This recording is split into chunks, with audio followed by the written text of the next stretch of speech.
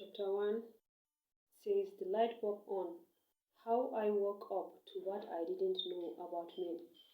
The writer, when she noticed that when they were newly married, whenever they are moving around with her husband hand in hand strolling, she will notice that he will just jack his head up suddenly and look away, or turn his head away from, or look up the sky. She will be wondering, is anything happening over there? Is anything happening up there? She doesn't know that something was happening around, which the husband is trying to take his mind off, or to take his eyes off what was happening around. And just like her and every other woman, from time to time you may have thought, or you may have been surprised of the way your husband said something or did something. You may be surprised of the way he is so defensive of some things he is doing, or some actions he is taking. All those applies to almost every woman.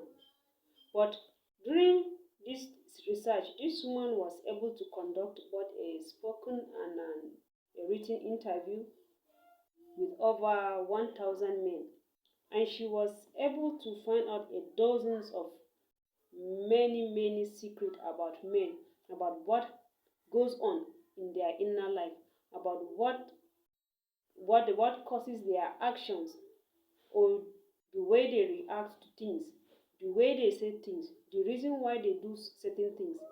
And many of these things you will wish that you know. So many of them we don't know. And I wish that you would try to study this book and find it out. And whenever you are reading this book, or when you get this book to read, you will be so shocked to think that you have known men, or you know men around you. How this book get to come about was that when she was starting to carry out a research to write her second novel, which is titled The Light of 10th Street. And one of the main characters of her novel happens to be a devoted Christian husband and a father. But she wanted the character's thought life to be close to what men really deal with in their life. She interviewed her husband, close friends, close male friends, of course. She tried to get inside of their head to know what is happening. And it took her a while to figure out how to handle what she was able to find out. In her novel, the main character had a secret struggle of looking at other women. And from time to time, those images of the women he watched or he saw, they constantly come up or flashed in his mind. He found himself thinking of those women that he watched, or that he saw them.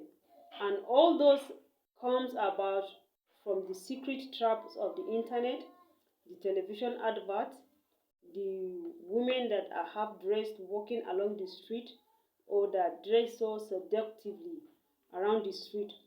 And she was surprised to find out that this her character, who is supposed to be an unusual person or unusual being, he happens to be passing through what almost every man on the planet Earth is passing through, including even devoted Christians.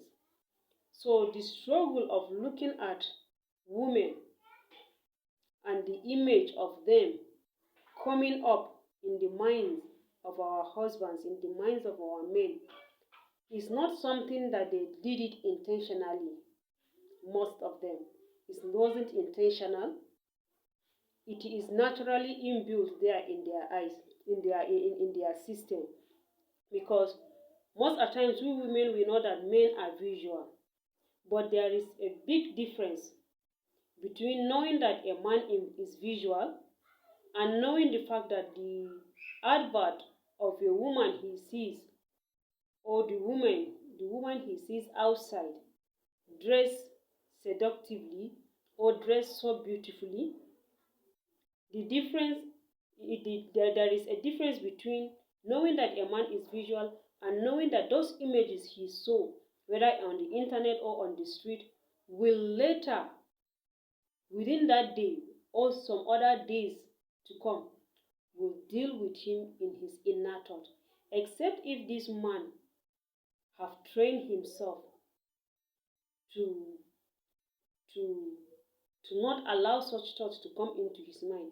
But no matter what, those thoughts will surely reflect in his mind. So there is also a difference between now, when you go through the book, you find out that this is what is inside of men, this is what is happening in their mind.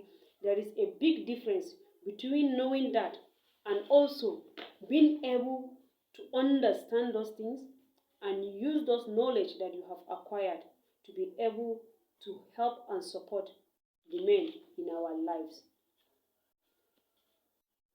There was during her research, she was also double surprised. When she interviewed the men, many of them said that women already knows what is going on inside of them. But the truth is, many of us, we don't know. And because many women, they don't know, they don't understand what is going on inside of their man's life, that gives birth to a lot of conflict. You can see a lady, when she sees her husband looking at another woman, instead of helping him in one way or the other, she'll be fighting him. That thing, they cannot be able to stay away from it, except if the way they look at it, some, they'll just look once it grabs their attention, they'll just take their eyes off it. But some, they have to look and look and look and look until they are satisfied, and that registered into their mind. So, as a woman, you should know that your man is visual, and all those images he sees of women, they constantly come up in his mind. That is where one of the revelations that says men need more sex. When your man is sexually satisfied, the tendency of him going out after other women is slim. I know there are some exceptions that you give him any and everything he needs sexually, but still he will go out. That is a very serious thing, and you are not to fight him. No, you are to support him.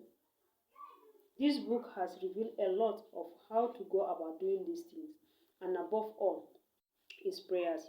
Remember, the aim of Limitless Life is to encourage you, to support you, to motivate you to be who you want to be.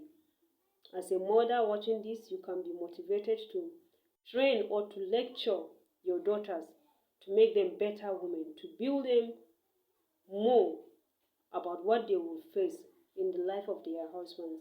And as a father, you have daughters, you can teach them, you can lecture them, you will help them, you will educate them to know more. See you in chapter 2.